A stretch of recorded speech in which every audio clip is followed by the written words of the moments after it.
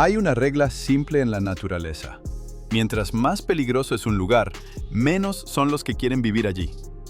Pero un depredador, como si fuera a propósito para contradecir esta regla, eligió como hogar el lugar más inhóspito de todo el planeta: los acantilados escarpados, donde la tierra se precipita hacia el vacío. Aquí, cada salto puede ser el último. Aquí, la caza a menudo no termina en victoria, sino en una caída desde el acantilado.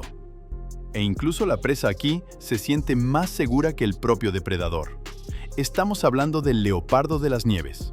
Él, a diferencia de todos los demás grandes felinos del planeta, tuvo la opción de vivir abajo, donde es más cálido, más tranquilo, donde hay menos razones para resbalar y morir. Pero eligió la vertical. Entonces, ¿por qué se instaló voluntariamente donde el frío y los acantilados escarpados están en su contra? ¿Y por qué arriesga su propia vida cada vez que caza, donde la presa puede simplemente escapar en cualquier momento y él mismo puede dar un mal paso y caer en cualquier segundo? ¿Y por qué esta vertical mortal no se convirtió en una maldición para el leopardo, sino en su única forma de supervivencia? La respuesta a estas preguntas es más profunda que simplemente el hambre. El leopardo de las nieves. El único gran depredador en la Tierra que ha hecho de los acantilados escarpados su hogar permanente y no un refugio temporal. Los leones, tigres, leopardos, pumas eligen las llanuras, los bosques, las sabanas e incluso al subir a las montañas no las convierten en su principal territorio de caza. Su hogar, las montañas más altas y duras del planeta, el Himalaya, el Tíbet, el Altai, las montañas Sayanes, el Pamir. Aquí no hay tierra blanda, solo roca, hielo y aire enrarecido, en el que es difícil respirar incluso para una persona en completo reposo. A menudo se le llama el leopardo de montaña, y en apariencia el parecido es real, pero genéticamente es más cercano al tigre. Y ni el tigre ni el leopardo, sus dos parientes más cercanos, han subido nunca tan alto en las montañas como él. Resulta ser un enigma. Un animal, capaz de vivir abajo de forma más fácil y segura, eligió por sí mismo un territorio donde todo el relieve juega en su contra. Para entender por qué, primero hay que ver a quién caza exactamente allí. Sus presas, las cabras montesas, los íbices, los carneros, los argalíes. Criaturas nacidas para la verticalidad, en el sentido más literal de la palabra. La cría de la cabra montés se pone de pie, y ya en sus primeros días de vida comienza a trepar por rocas verticales, mucho antes de aprender a caminar con seguridad en terreno plano. Para ella, las montañas no son un peligro, sino el único mundo que conoce. Esto le pone la vara altísima al leopardo.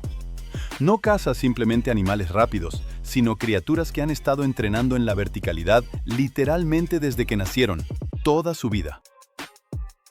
La presa puede estar parada en una saliente del ancho de una mano, y el leopardo se ve obligado a atacar precisamente desde allí, desde esa misma delgada franja de roca, sin derecho a dar un segundo paso. Un solo error de cálculo aquí no le cuesta a la presa, sino a él mismo. Además, el leopardo elige deliberadamente a los que no son los más débiles.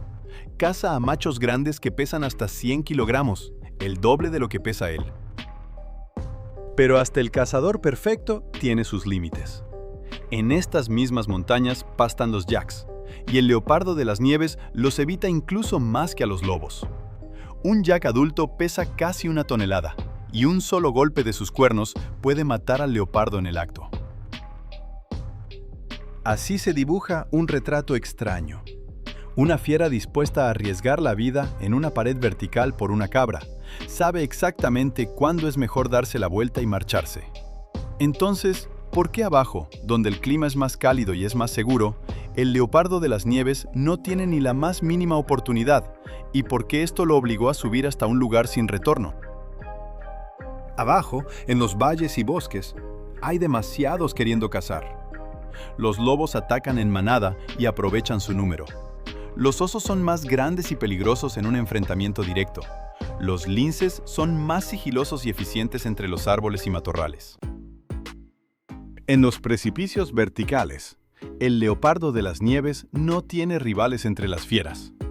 Ninguno de los grandes depredadores está dispuesto a pelear por un territorio donde la tierra misma juega en tu contra. Aquí, donde nadie quiere competir, por fin tiene un lugar donde él es el primero. Hacia arriba, a donde ninguna otra fiera sube, sube alguien más. El quebrantahuesos, un buitre de gran tamaño, resuelve el problema de la supervivencia en las alturas de una manera muy diferente a la del leopardo de las nieves. El quebrantahuesos eleva los huesos de los animales muertos a gran altura en el aire y los deja caer sobre las rocas para partirlos y llegar a la médula ósea de su interior. Una forma de conseguir comida tan extraña que parece más una invención que algo de la naturaleza. Esta altitud obliga a cualquiera que sobreviva allí a inventar formas casi descabelladas para alimentarse. El leopardo de las nieves encontró su método: cazar donde ninguna otra bestia se atreve a competir con él. La competencia desde abajo es solo la mitad de la respuesta. Explica por qué el leopardo de las nieves subió hasta allá. Pero allí arriba también tuvo que aprender a cazar de otra manera, a convertir la propia altura en una aliada, y no solo en un refugio. El leopardo de las nieves convierte la altura en un arma. No persigue a su presa corriendo, se abalanza sobre ella desde arriba, usando la inercia de su propio peso y el impulso ganado en el descenso. Un salto durante la cacería puede alcanzar los 14-15 metros de longitud. Semejante brinco le da lo más importante: el factor sorpresa, al que la presa simplemente no tiene tiempo de reaccionar. En el llano, el leopardo de las nieves no tiene esa ventaja. Allí es superado en velocidad por felinos más ligeros y ágiles. Pero en las rocas, la altura lo convierte en el depredador más rápido de la zona. Un salto desde una cornisa rocosa directamente sobre el lomo de una cabra.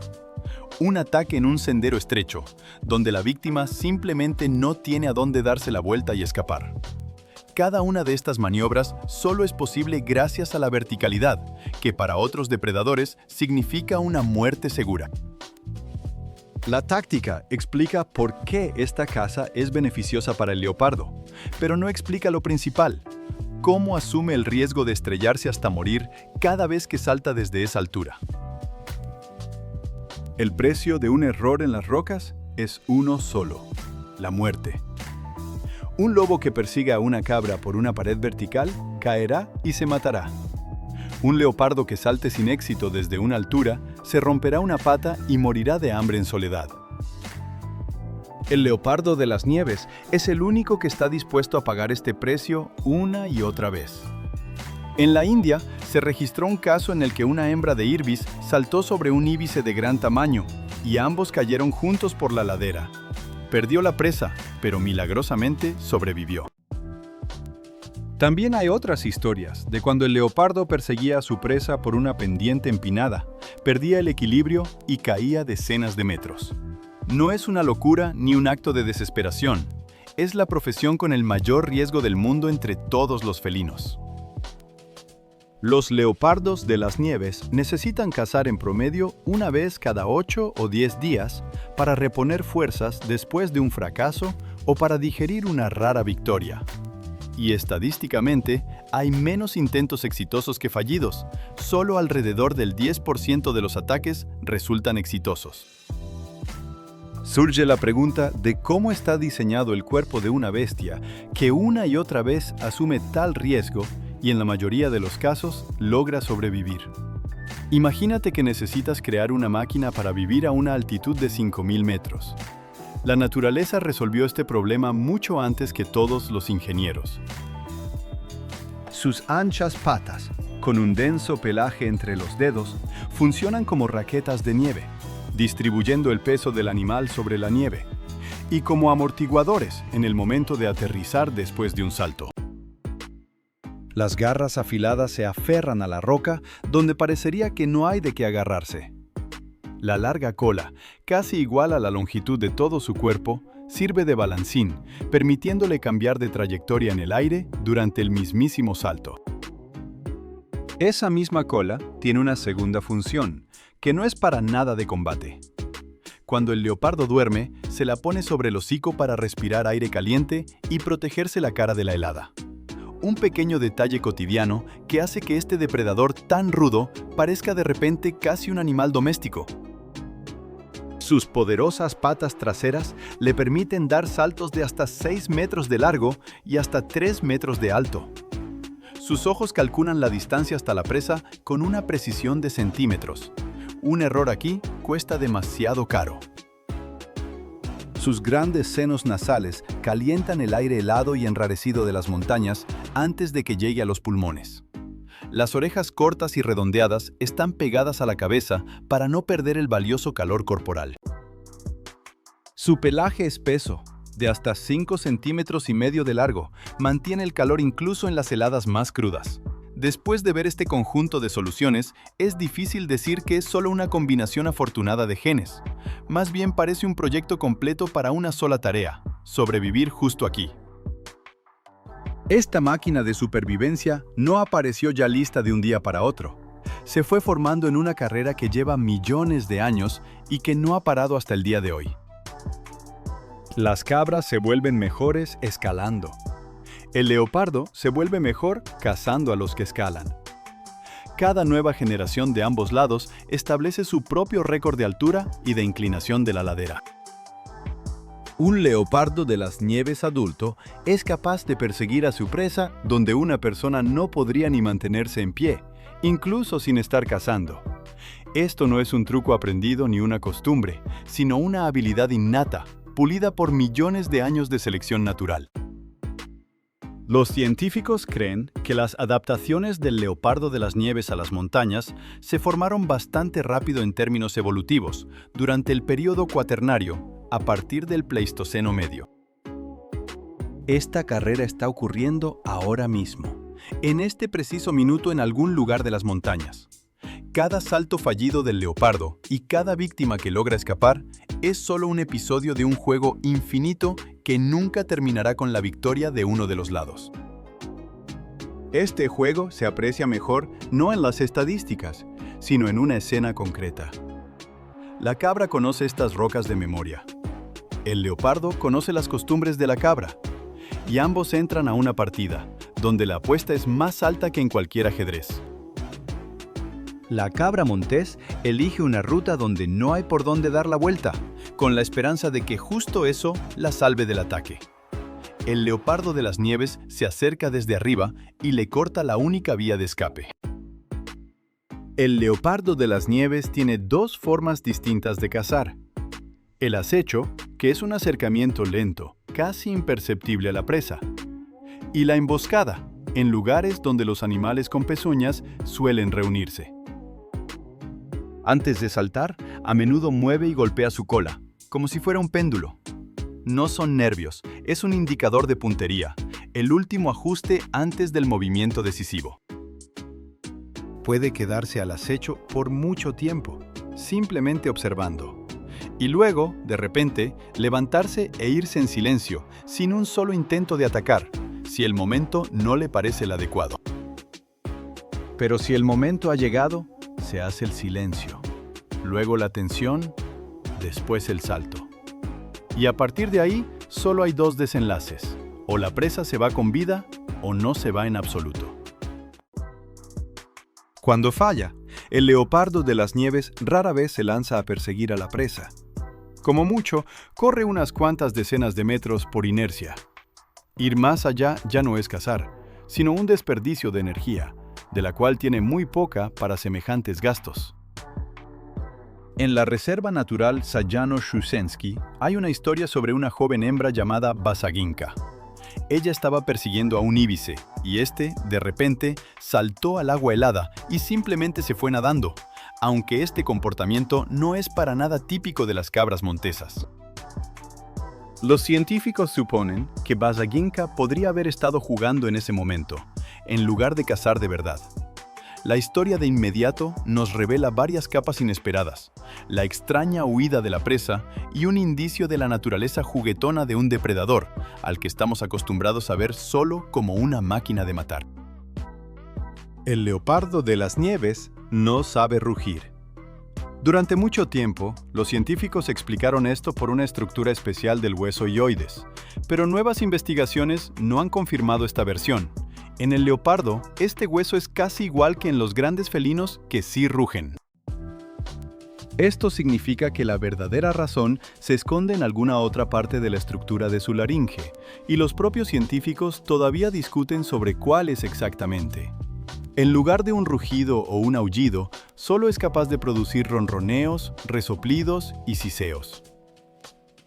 No ronronea como la mayoría de los felinos salvajes, que lo hacen solo al exhalar. Él lo hace al inhalar y al exhalar al mismo tiempo, tal como un gato doméstico común y corriente sobre el cojín de su dueño. Y hay otro detalle que no corresponde a su estatus de gran felino. El leopardo no come acostado y despatarrado, como suelen hacer los grandes depredadores, sino en cuclillas, una postura más parecida a la del gato del vecino que a la de un tigre, su pariente de sangre directo. Y el dato más inesperado de todos, en toda la historia de las observaciones, no se ha registrado ni un solo ataque de un leopardo de las nieves a un ser humano en la naturaleza. Simplemente no nos consideran ni su presa ni una amenaza.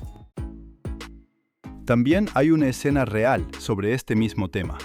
Incluso después de que el leopardo caza una cabra en una pared vertical, arriesgando su vida, no lo dejan comer en paz. Unas urracas se posan a un par de pasos y descaradamente le arrebatan los trozos de carne justo delante de sus narices. Él las espanta perezosamente con la pata. Ellas vuelan un par de metros y regresan casi de inmediato. En ese momento, el mayor cazador de las montañas no parece más temible que el gato del vecino, molestado por una bandada de gorriones en el patio. Mientras las urracas le roban el almuerzo, en esas mismas montañas, el hombre construye sus propias paredes verticales, presas y puentes de concreto. Las cabras montesas van hasta allá por la sal que se filtra directamente de la piedra. El leopardo de las nieves va al mismo lugar siguiendo a su presa. La cacería ahora no solo ocurre en las rocas naturales, sino también en muros de concreto tan altos como un edificio de 10 pisos. A veces, la cacería se da a un par de cientos de metros del pueblo, en lugares donde antes ni se esperaban ver a un leopardo. A él le da igual si es concreto o roca. Lo único que importa es si hay una presa o no. Para la gente que ha vivido por siglos cerca de este animal, hace mucho que dejó de ser un simple vecino entre las rocas. En Kirguistán, su imagen se puede encontrar en los escudos de ciudades e incluso de países enteros, como símbolo de grandeza y valentía. En Yacasia creen que el leopardo protege el paso entre el mundo de los vivos y el de los muertos. Para estos pueblos, no es solo un depredador, sino una parte de su visión del mundo. La palabra irbis, como se le llama en algunos idiomas de la región, es más antigua que las fuentes escritas donde los científicos describieron a esta fiera por primera vez. La gente contaba leyendas sobre él mucho antes de que la ciencia siquiera supiera de su existencia. Aún así, para la propia ciencia, este animal sigue siendo difícil de estudiar. Hay miles de cámaras trampa instaladas en las montañas, pero la cantidad de fotos del leopardo de las nieves es extrañamente baja. Es muchísimo más fácil captar a un lobo en cámara en esas mismas montañas. Vive en manada y se mueve por senderos abiertos y predecibles. El leopardo, en cambio, evita a propósito las rutas abiertas y casi siempre se mantiene en la sombra del relieve. Un investigador dedicó casi 10 años a capturar y colocar collares satelitales a tan solo 20 leopardos salvajes. El collar transmite las coordenadas cada varias horas y permanece en el animal alrededor de 1 año y medio, después de lo cual se desprende automáticamente. Fueron precisamente estos escasos datos los que llevaron a un descubrimiento que revolucionó las ideas que se tenían sobre esta fiera. Los territorios de los machos adultos resultaron ser muchísimo más grandes de lo que se pensaba. Un solo animal es capaz de cruzar varios valles montañosos en unas pocas semanas y aparecer a decenas de kilómetros del lugar donde fue visto por última vez. cuanto más atentamente la gente estudia al leopardo de las nieves, más claro se vuelve que incluso los conocimientos actuales sobre él son solo la punta del iceberg. Pero hay algo que los científicos sí lograron averiguar en los últimos años, y este descubrimiento resultó ser alarmante. No se refiere al comportamiento del leopardo, sino a su propia sangre. Un estudio genético demostró que los leopardos de las nieves poseen la diversidad genética más baja entre todos los grandes felinos del planeta. Todos los ejemplares actuales son demasiado parecidos entre sí. Los científicos creen que hace unos 8.000 años, la población pasó por una reducción crítica, lo que se conoce como un cuello de botella. Todos los leopardos de las nieves actuales son descendientes de solo unos pocos animales que sobrevivieron en aquel entonces. Esto significa que se adaptan peor a las enfermedades, al calor y a la escasez de presas. En el macizo de Altai, en Rusia, hoy en día quedan alrededor de 40 o 50 ejemplares. Aunque sea el rey de las rocas, su reino se derrite ante sus propios ojos. Y este rey no puede simplemente bajar. Allí lo esperan competidores a los que teme tanto como nosotros le tememos a las alturas. A esta amenaza interna se le suma una amenaza externa, del aire. Las montañas, que siempre fueron su fortaleza, están cambiando más rápido de lo que él mismo puede adaptarse. Debido al calentamiento, las cabras montesas se van más arriba, a la zona de nieves perpetuas, y el leopardo tiene que seguirlas. Pero más arriba hay menos oxígeno, menos comida y hace mucho más frío que donde solía cazar. El leopardo empieza a cazar de noche para evitar el calor del día, algo que antes simplemente no existía en estas montañas. Y allí, en la oscuridad, se encuentra inesperadamente con otros depredadores que también han cambiado sus horarios de caza. Una costumbre que se formó durante muchos miles de años está cambiando ante los ojos de una sola generación. Hoy, para él, el calor es más aterrador que el riesgo de caerse de un acantilado. Volvamos a donde empezó esta conversación, a la pared vertical, al salto, a la posible caída y al despeñamiento. Solo que ahora tenemos la respuesta a la pregunta que quedó flotando en el aire desde el principio. El leopardo de las nieves trepa hasta allá no porque sea un loco, dispuesto a arriesgarse sin motivo. Abajo, él es uno más del montón, superado por los lobos, los osos y los linces. Allá no tiene ni la más mínima oportunidad de ser el primero. En las rocas no tiene rivales entre los animales. Allí él es el único. Allí cada piedra le pertenece. No es un riesgo por el simple hecho de arriesgarse. Es su esencia, la única manera de ser el mismo en un mundo donde abajo no hay lugar para él. Si un día las rocas desaparecieran, o si el leopardo de las nieves dejara de cazar en ellas, dejaría de ser un leopardo de las nieves. Mientras él exista, también existirán estas paredes verticales que hasta el día de hoy recuerdan cada uno de sus saltos.